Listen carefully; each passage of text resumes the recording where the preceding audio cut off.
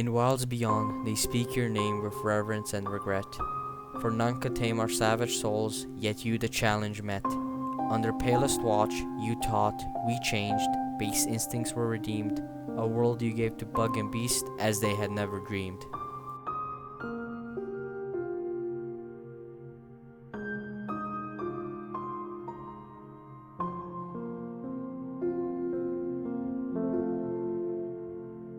Hello everyone, Gary, aka KidneyArse here. Hollow Knight is an indie Metroidvania made by Team Cherry and released on Steam in 2017. It has overwhelmingly positive reviews on Steam and is considered one of the best games of all time. At the time of writing the script, I have not played the game in a hot minute. I will play it all over again, I will get 100%, I will do literally everything.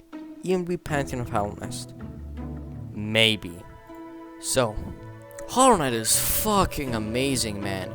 There's obviously gonna be some bias here from me, mostly because it's the first game I've ever perfected, but in all honesty, to me, this game is practically perfect. Every single time I go back and play the game, I always have fun, which already makes the game amazing, but what makes the game so good to me as well, a lot of stuff.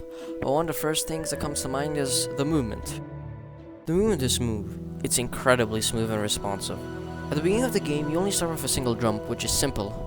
You can't do much, but after playing through the game a bit, you will get the Mothling Cloak, aka the Dash, which massively improves the speed of exploring. And a short while after, you get the Mantis Claw, or the wall jump. These two movement upgrades are the fundamentals of the parkour system in the game. Chaining wall jumps into dashes into wall jumps into dashes is so damn satisfying. It's also the basics of parkour. Later on, you get the Crystal Heart, or the Super Dash, which isn't used in much normal movement, but in getting from one side of the room to the other really quickly. After that, you then get the Monarch Wings, or the Double Jump, which makes the parkour more satisfying. Being able to have more time in the air makes it so you can fix your mistakes during parkour. Later on, during areas such as White Palace, this becomes necessary. Plus, combat gets interesting for the exact same reason. Being able to have more time in the air to be able to dodge attacks is necessary later on, so you better get good at it. Then there's Yzma's Tear, which isn't really that great. It just allows you to swim in acid, but it's still handy. It's a quality of life improvement. It's nice being able to swim in acid and not having to avoid it completely. And finally, there's my favorite upgrade, the Shade Cloak. It upgrades your dash so you can be able to dash through enemies and attacks. It's more of a combat upgrade in my opinion, especially with the Sharp Shadow Charm, but it's still a nice upgrade to have. With all of this, you basically have free reign in how you want to move around the world. Hell, with the dash and wall jump just alone, you can skip entire sections of the game. Speedrunners don't even get the double jump or Yzma's Tear. That's how OP the first few upgrades are. Plus in combat, being able to move a lot is nice. Speaking of which, Hollow Knight is a hard game.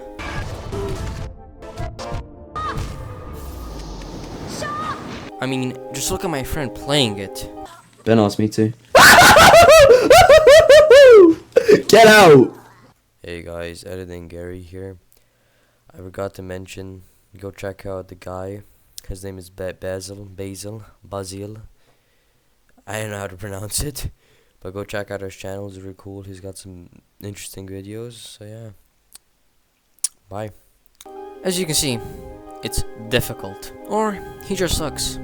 That's the most likely answer in my opinion. But anyway, making a mistake is detrimental. That's why you gotta focus, aka heal. Focusing is how you heal in the game. As you can see, when you heal, the meter in the top left goes down. That's your soul, or mana. Healing isn't instant. You gotta wait a second, and you're still prone to getting hit, so you really gotta choose when to heal. But that isn't all. You can also use soul for spells. There's 3 spells in the game. Vengeful Spirit, or Fireball, is a simple ball projectile. It deals good damage and it's always reliable. Desolate Dive, or just Dive, is an overpowered attack. You deal loads of damage when going down, and when hitting the floor, you get invincibility frames as well. I personally use this spell in the game the most, mostly because it's convenient. The last spell is Howling Graves. This is an upward attack that covers the area above the player and also deals massive damage. All these spells are good and reliable, but they get even better when we finally unlock the upgrades.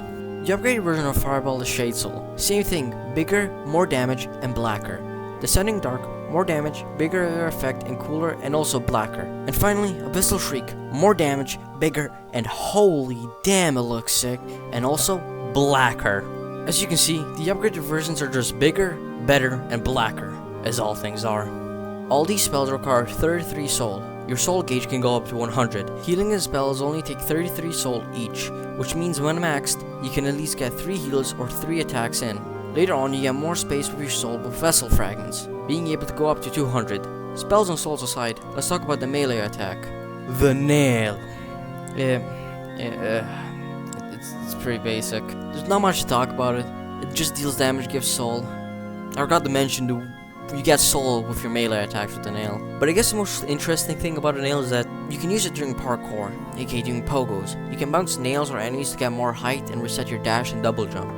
In the beginning it does puny damage, but later on you can actually upgrade it and it becomes really good. And especially with charms too, like Mark of Pride, which massively increases the range, or just Strength, which does more damage. So yeah, it's pretty good, I guess. Just nothing else to say about it. But sometimes it is better to just a slash with a nail rather than wasting soul on a spell, or healing and getting punished for being an idiot.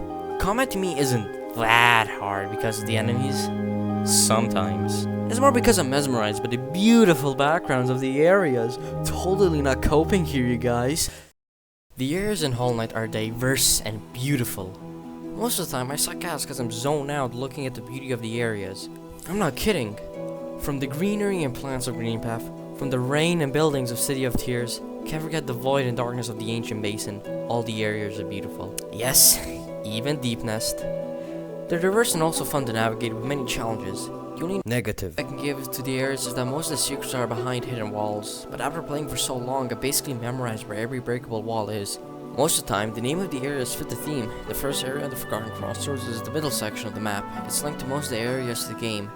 Green Path, well, is green. Fungal Waste again, it's funguses. The City of Tears has constant rain because of the blue lake above it. Crystal Peak being filled with crystals and it being under a mountain. Resting Grounds basically being inside of a damn graveyard. Ancient Basin being underneath the city and also being really old and really decrepit. Waterways being a sewage system, my favorite. Kingdom's Edge being devoid of any kind of smart life, and basically being the borders of the kingdom. And also Primal Aspids. Fuck Primal Aspids. Seriously. Fuck Primal Aspids. You can say that they really put the ass in Aspids, right? No? Just okay, fine, yeah, I guess I'm the ass player here. Next is Deep Nest, being a nest of spiders and deep in the kingdom. Who would have thought? Queen's Gardens? Like Green Path is green and a garden, like damn, they really racked their brains on that one, didn't they? Holland Cliffs, as the name says, is just a cliff devoid of literally anything, like no life there at all. Fog Canyon, not much to say about this one, but it does have jellyfish, for some reason. And finally, the Abyss, a dark area that's really creepy if you know the lore. As you can see, the names are pretty self-explanatory, but the areas themselves are so damn beautiful. Every single one of them, even Deep Nest. My favorite area of all time has to be either Fungal Wastes, because of the funny looking enemies and the boss fight in the area, or Ancient Basin, because that area is really short and has two really funny mandatory things to do for full completion.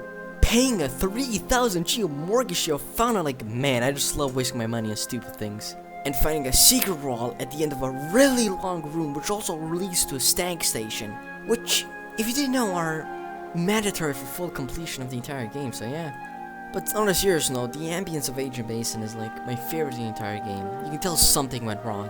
What makes the areas better in my opinion is the music. Hollow Knight's music, while not being one of my favorite soundtracks of all time, definitely does fit the game. Made by Christopher Larkin, the game music is atmospheric, which helps you get engrossed in the areas of the game. My favorites are Green Path, Reflection, City of Tears, Crystal Peak, Resting Grounds, and White Palace. Green Path has a nice, slow and somber song. It's calming and helps the player calm down.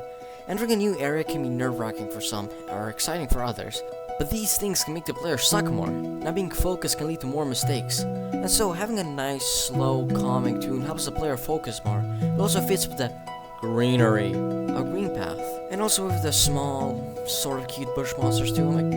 It's a good song, fits the area, 9 out of 10. Next up is Reflection. This song plays during some benches and into trams. This song to me is the most relaxing in the entire game for one simple reason. Imagine you're near death, going from a really hard area, sucking dick on 1 health, only to find a fucking bench, and this song starts to play. This to me was a warm welcome. A song that I can, pun not intended, reflect about. I can reflect about my past mistakes, my new strategy what I can use, change my charm, just listen to this calming tune too. Like, imagine you're me. You fucking fall down the giant chasm into Deep Nest and rest on the bench. The song calms you down instantly. It does a good job relaxing the player after stressful encounters and also has the effect of making the song into a sign of safety. 10 out of 10 song. Now for my personal favorite, City of Tears.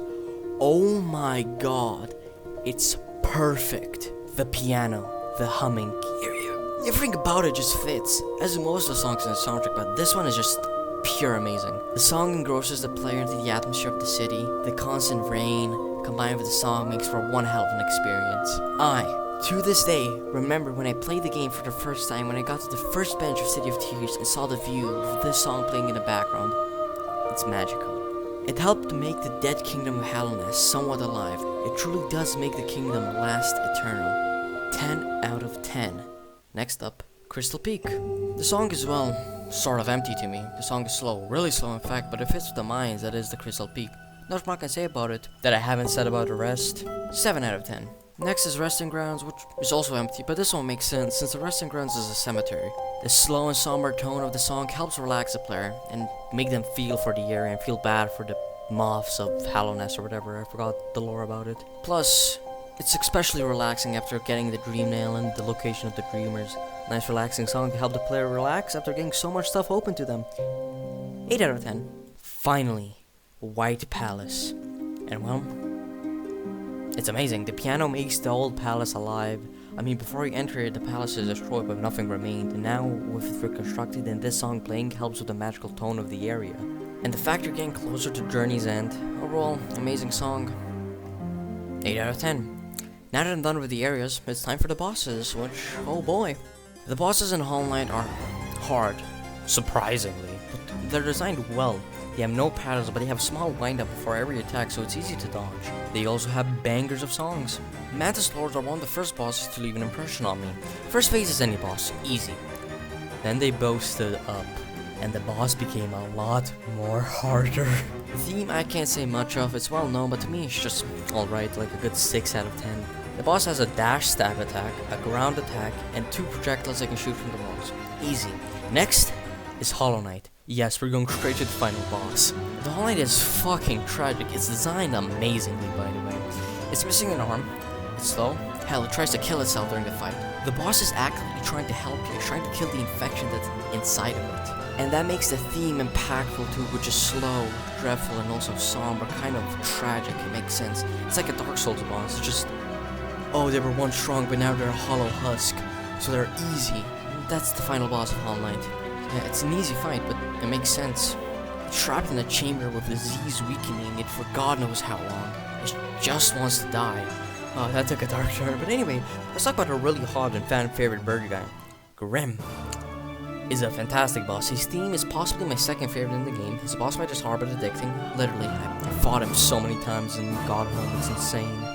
Not much I can say about the boss except that it's really fun, so just try it for yourself. Nightmare King Grim, on the other hand, his boss fight took me 3 hours on the first try. He's faster, stronger, and also has harder attacks. The only negative I can say about his boss theme, it's not bad by any means, but I just prefer normal Grim's theme more than his. Now, let's kill the sun, Radiance.